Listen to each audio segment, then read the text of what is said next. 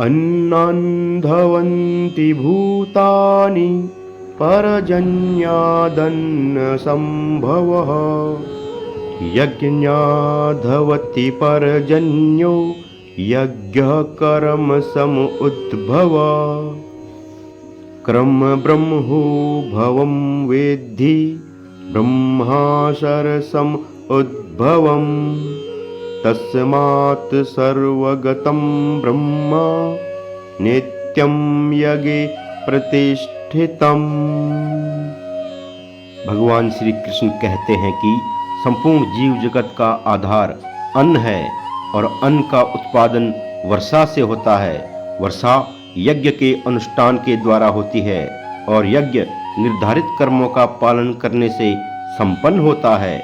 इस प्रकार कर्म, यज्ञ, वर्षा और अन्न का चक्र चलता रहता है, जिससे संपूर्ण सृष्टि का संतुलन और जीवन का संचालन होता है।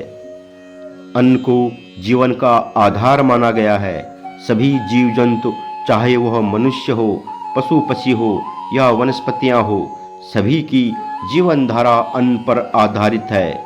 मनुष्य शरीर भी अन्नमय कोश के रूप में वर्णित किया गया है, जिसका तात्पर्य है कि शरीर अन्न से पोषित और निर्मित होता है।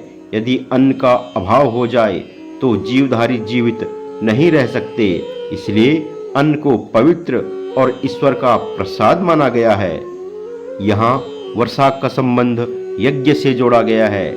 यह समझना आवश्यक है कि यज्ञ का अर्थ केवल अग्नि आहुति नहीं है, बल्कि हर वह कर्म जो समाज और प्रकृति के हित में किया जाए वह यज्ञ कहलाता है।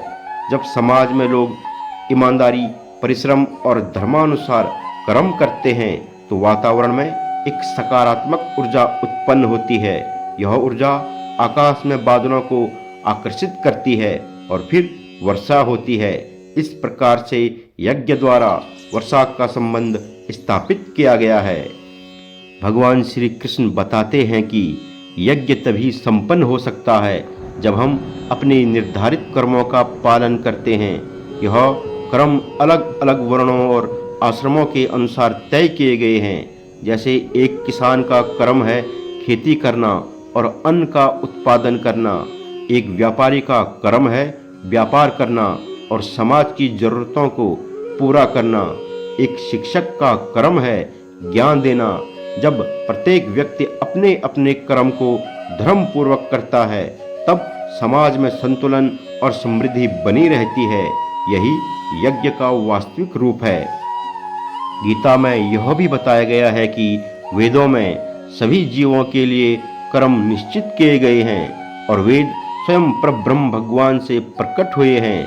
इसका अर्थ यह है कि वेद परम सत्य हैं और उन्होंने हमें जो भी निर्देश दिए वो समाज और संसार के संचालन के लिए आवश्यक हैं। वेदों में बताए गए यज्ञ कर्म का पालन करने से हम भगवान की कृपा प्राप्त कर सकते हैं।